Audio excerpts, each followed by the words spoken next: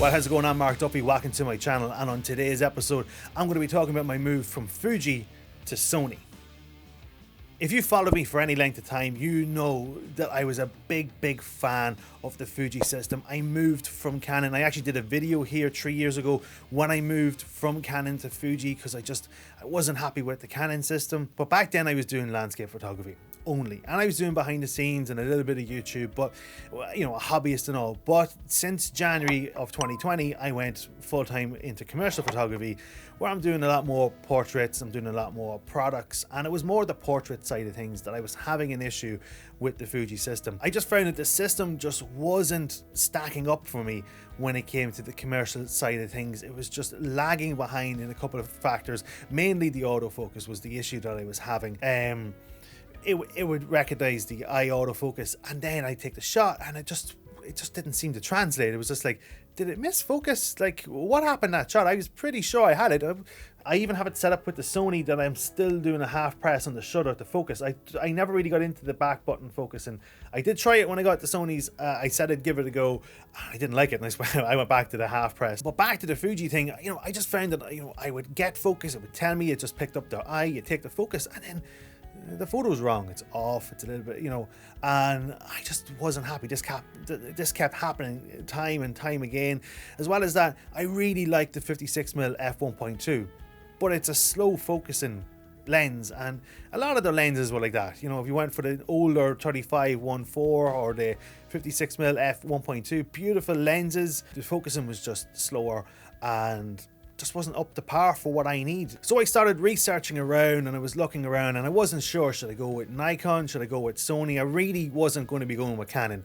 If you watched my Duffers Choose the Tips this week, you would have seen that I kind of slagged off Canon, and it's just, you know, they cut the nuts off the R6 by giving it a 20 megapixel camera. Their lenses, even though they don't have mirrors, are twice the size and weight than they used to be, and it's just like, I don't know where Canon's going with things, and I don't really care anymore. So I was looking towards Nikon, and I was looking towards Sony, and what I wanted out of these cameras was perfect autofocus, as perfect as you can get it. And my initial idea was, when I decided then, okay, I'm going to make the move to go to Sony, and I'll tell you how I made that decision in a second. I was like, okay, so for my B camera, the one I'm going to do the videos from, it only needs to be an A7 III. I get the A7 III. But for my landscape photography and my product photography, I was going to go with the A7R4, because you have that 61 megapixel camera, and you know, you've so much to offer to your clients. So I got it, the Sony A7 III, and it's an absolute beaut. You can see I even went a little bit, you know, pimp my camera here with the red L bracket, and a company called Lifeguard actually sent me out this skin for the camera. As you can see there, looks pretty sick. So I knew that I was going to buy A7 III, and then in the new year I was going to buy an A7R4. And from using this, and it literally met my needs. The A7R4 just seemed just overkill for what I need. So I ended up getting a second A7 III, which I'm filming on right now, and I'm really happy with these. And so what I'm going to go through just quickly in this video is just my pros and cons that I have found from using the Sony system since switching at the end of November. Now, bear in mind as well, we are still in quite a heavy lockdown, and I haven't got using the camera near as much as I would like to have in that kind of time space. I haven't got shooting many landscapes, done a few portraits, done a few headshots, nothing really to really shout out that you know everything about these cameras. I don't. There's still a learning curve on these, but I'm just going to go quickly through the differences I found from going from Fuji and Canon over to Sony, because there are quite a few differences I've found from what you would expect from one camera brand to a different camera brand like this here. Let's go through the pros first of all of the camera. The first of all is image quality, and I'm going to be honest, I already knew what the image quality was going to be like, hence why I made my decision to go with Sony, and that was because a friend of mine from Ghost Productions LK, or Tommy McCafferty, great photographer up in Letterkenny, actually sent me raw files from his Sony A7 III for landscapes. He sent me some portraits, a good few portraits, and he had used the 16-35 G Master, the Sigma 135mm. There was, I think the Sony 85mm was included in that as well. There was a couple of landscape stuff and a whole lot of portrait stuff. Like, I can't believe Tommy shared his raw files with me. Don't ever share your raw files with someone, but like that's a total trust thing. Like, I've never shown the files to anybody else, and when I was finished with them, I deleted them off my computer. I don't even have them anymore. So, you know, like, I would never tell anyone to share raw files, but I was so delighted he was willing to share them with me, because I got to see and actually compare side by side with the Fuji what I thought of them, and I couldn't believe the details he was able to get. There was one specific shot he had with the 135mm, the details in her skin, and it was at 6.3 as well. It was at f6.3. It wasn't a headshot, it was kind of a little bit wider, and the details, it was staggering. And now when I saw the file, I thought he had the 135mm G Master. So then when I saw another friend of mine was selling his 135 G Master, I was like, I'll buy that lens off you. Before I even bought a Sony camera, I was already buying lenses for the camera. But that's what brings us to the next point now as well. So from image quality, you know, it's not just the camera, it's the lenses. And the lenses, oh my god, let's talk about the lenses. The lenses are unbelievable. It's ridiculous how good the lenses are. Some of them, yeah, are completely overpriced. Some of them are really good value. I'm not going to go through all the lenses that I got, but you never see this in another YouTube video, but when you show close-ups of lenses, give it an old wipe, will you? Nothing worse than seeing dust on a lens. Now, are you ready to see this lens? It's got to be said, it's a beaut. It's an absolute beaut. The 135mm f1.8. I am so impressed by this. Yes, there is a big price tag that goes along with this, but if you're smart like me, you buy it secondhand. I got this secondhand. It's the only, I think it's the only lens I bought that is secondhand. All the rest of them are new. Really impressed with this. I've used this for portraits. I've used this for headshots. And the one thing I have to say about this lens is the weight. I thought it was going to be a lot heavier. Other lenses would be like, it's built like a tank, but it's not. It's for what it is. It's not overly heavy. 82mm thread, 1.8 at a 135 focal length. This thing should be 2 kilos, and if it's around a kilo, that's probably about all it is. It's yeah, really well impressed with how they're able to get such quality out of lighter lenses. Loving it, really. But as well as that, not just buying the Sony lenses is really important. It's the fact that, you know, by being with Sony, you open yourself up to third party. Sigma, Tamron, even Samyang as well. And I know some of you may say, but you can get these third party lenses for Canon and Nikon. I know that. It's just that some of the new stuff that Sigma have come out with are specifically for Sony, and they're really good. One of them is the 85mm f1.8 DG. I desperately want to try that lens. The only thing is, since getting the 135mm, I don't think I've much need for an 85 as much in my workflow, because I'm really happy with how the 135 looks from like my headshots, which is a lot of work that I do lately. The autofocus is unbelievable with this. Like the eye autofocus, you can set it and it just catches on your subject. You look at this video here, I have this set at f1.8. Just look at the video I did with the heart-shaped bokeh. Like, I was within 3 feet of that lens. That was a Sigma 50mm f1.4 shot at f1.4. The depth of field is extremely shallow.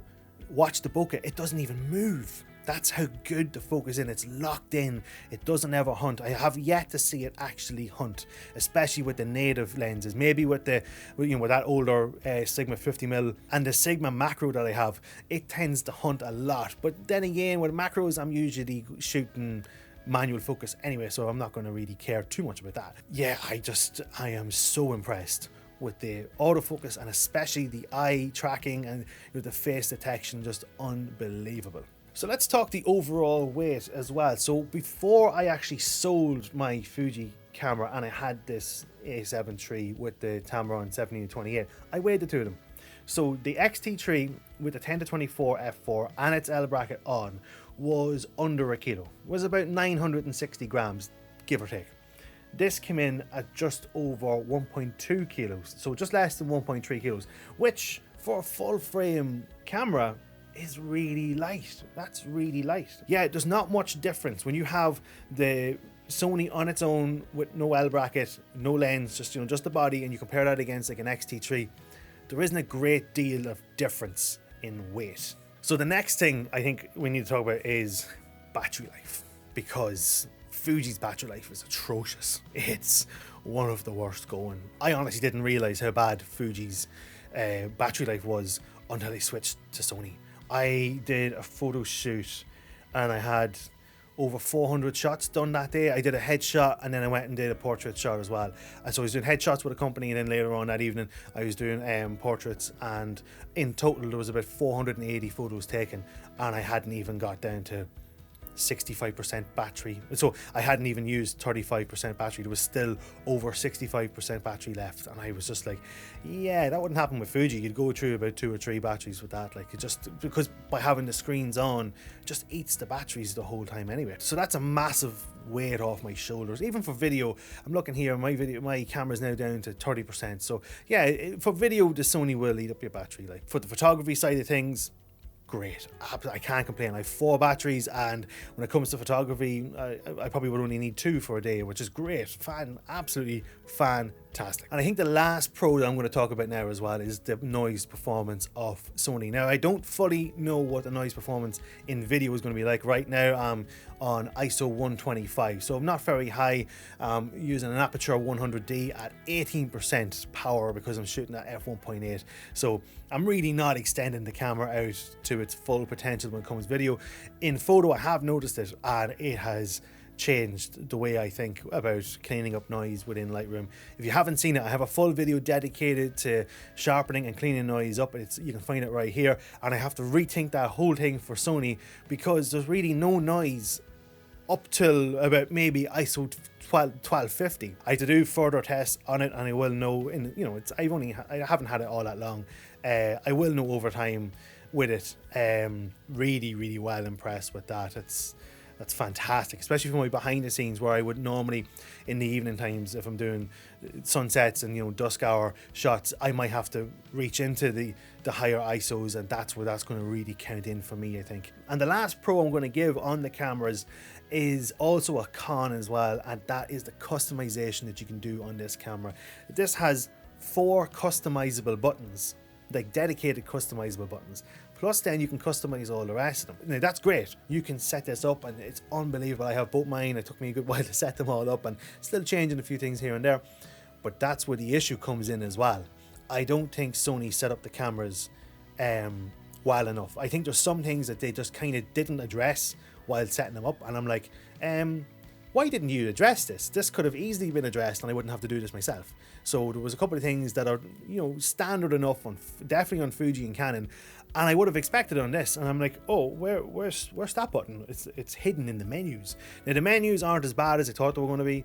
They are bad, but you can kind of memorize where things are. In some ways it does kind of make sense, and the first few folders are quite similar to how they're categorized in the Fuji menu, so I could kind of relate a little bit, but I didn't find them as bad as people were saying. The next con I have is actually about autofocus, and I'm going to break it up into 2 sections. So the first one is the focus area. So the box that shows you the focus area, it's a grayed out box, and it is the most difficult thing to see. Whether I'm shooting people or if I'm shooting landscapes, I'm searching for it. I have to use the back dial to then find where it is on the screen, to then place it where I want it to place. And if you have a subject standing there and you have them in the 1/3 and you're trying to get them into the pose, it's not really great if you're then hunting around looking for your focus point. So I would like it if there was a way to highlight it. Now, if I'm focusing and I use the screen, so if you use your thumb like this here, you can actually move it around. It will highlight fine for me. It'll come up orange, but it won't stay it. It'll go back to being grey. It'll be greyed out thereafter, and you can't find it. But I know on the A7R4 it will actually stay orange. You can set the color, but for some reason they don't have that option with the A7 III, and I know that they don't add in many firmware updates to bring in this kind of thing with legacy cameras, which is a little disappointing, and something that, you know, obviously if you come from Fuji, you're going to be used to that, because Fuji do that all the time. That's just one hindrance I've found, is I'm not a fan of the focus area, and it's quite difficult to see on screen because you can't change the color of it. Now, this next con of the autofocus, I think, is a big one. It is a big one. It's a massive pain, and it's when you use any kind of HDMI field monitor like I'm using right up here. Once you're shooting in 4K, you don't have face detection, you don't have eye tracking, you have none of that. You have no eye autofocus priority or anything. It goes out the window, and there's a few options within the HDMI settings. You can't see any of the details. Up on my screen right now, I can see the whole, it's replicating the screen of my camera, right, I can see all the details. If I was shooting in 4K, it would just show me the screen. It would show me the video. It won't show me any of the details around it. If I go to shoot photo, it's fine. The eye autofocus is perfect. If I set it to HD recording, it's fine. It works perfectly. But for some reason, when you go to shoot 4K, it doesn't let you do it. And what I like to do when I'm shooting is I like to shoot in 4K and then downscale into 1080p to give me a sharper video. So if you want to compare, watch this video. It's 100% shot in 1080p, and watch my previous video where it was shot in 4K downscaled to 1080p, and you may see a sharpness difference. If not, I may just continue to shoot in 1080p because I'm going to be outputting 1080p. But yeah, for me it's a major pain. There's a lot of disadvantages to plugging in a HDMI with these cameras, and I don't fully understand why. I know that if I was using an Atomos Ninja, I could record to it, and because I'm not recording internally, then all the functions are available to the camera, because I'm guessing it's to do with overheating. I'm guessing it's something to do with overheating. And my final con that I found is when it comes to videoing, actually, when you're using video, and it's the picture profiles and S-logs and all that there. I don't know how to use them. I haven't a clue. I've tried S-log 2, I've tried it in this scene. There's not a great deal of dynamic range needed. It's quite a dark scene, so I don't use S-log. I don't use any picture profile. I went into creative style, went into neutral, and just zapped it, minus all the saturation, minus all the contrast. Now here is where the problem lies. When you set that as a creative style, it's not just on your video, it's on your photos, and your photos will look grayed out and they will look desaturated. And I did a photo shoot not too long ago where I had color and I couldn't see it. I was doing portraits and we were using color gels, and I couldn't see the colors on the screen because I had the whole shoot set to creative style neutral, which has no effect on raw photos. So even when the photos preview, they still preview neutral. And like, I'm not used to that, because on Fuji you had film simulations and you just set up the film simulations and it was grand. You know, your film simulation could be classic chrome on movies, and then you could just have no film simulation on photo, and they were completely separate. But with this, they're all set as one. So I'm now going to have to consider creating my own custom picture profile, which is not going to be a picture profile at all. It's just going to be a variant of the neutral creative style, just folded in the picture profile. So that means when I turn off picture profiles, it goes back to standard, and then I'm fine. I can just work away with that on my photos. It seems to affect the photos as well. If you set like your video to S-log 2 and then you go to shoot a photo, the rules of the S-log 2 still apply to your photo. It doesn't make any sense. S-log 2 should have no bearings on your raw file, your raw photos. Yet I'm limited, you know, I have to use ISO 800 and all this, and I'm like, that's video, dudes. I'm not even in the video section anymore. I'm in the photo section. So I don't understand that. That has baffled me for the last number of weeks. I've been scratching my head, pulling out my hair. Not up here, don't be so mean. Down here, obviously, because I've more to give. And some from my chest too. There's like a jumper in here. So yeah, so that'll be just the last con that I've found so far with the Sony cameras, is the fact that this is a weird thing. When it comes to overheating, haven't noticed it. Yeah, the cameras get warm, but nothing to cry home about. And, you know, I haven't got any warnings. No, I'm looking right now. No warnings yet. So look, I just thought I'd come on here, just talk initially, because I've had, you know, a few things annoy me and a few things I'm like, wow, I really love. And on my Duffer Shoes Tips, it has been a common question. People are asking me, not only asking me what I think about the Sony system since switching, but also like trying to get me to compare like the A7R4 against the GFX, which would win. I have no idea. I've never used either camera. So I just thought I'd come on here and share my initial thoughts since moving to Sony. As well as that, I do want to give a big shout out to the YouTube channels that I did watch, and I got a lot of insight from them. They helped me loads. I'm going to link them down in the description below, and any links to any of the gear I've mentioned they will be down in the description below as well if you want to check them out. But like pages like Gerald Undone, Peter Lindgren, just to name a couple, Jason Vong, who else, Mari Hapoya, even some of the Chris Howe videos, I found them really, really, really helpful when deciding on what to go for when it was Sony, when it came to lenses, and then even how to set up my camera for you know, different settings. I think I followed Jason Vong the most when it came to that. When it came to the camera settings, him and Gerald Undone, I watched loads. When it came to the lenses, I was more watching Peter Lindgren's and Gerald Dunn's as well, and I'm really enjoying what Peter's doing lately. His stuff is just absolutely amazing. What a really nice guy. So yeah, I hope you enjoyed this video. Hope you got something from it, and if you are thinking about going the Sony route, I hope this helps you in some way as well. And feel free to contact me on Instagram. I'm always available. If you DM me, I will reply. I keep an eye on all my messages coming in. If you like this video, hit like on the like button, subscribe to my channel, ring the bell to get notified when I post up a new video. I'm going to be posting, I'm going to be trying at least to post up a video once a week. Follow me on my social medias. You'll find me everywhere under Mark Duffy Photography, whether that's Instagram, Facebook, sometimes a little bit of Twitter. And until the next time, later gators. Still recording, lovely. And you're still okay to go. 16 minutes recording. Jesus Christ, I talk loads. It's gonna be a fun one to edit, isn't it? You're a dose, an absolute dose. Stop talking so much.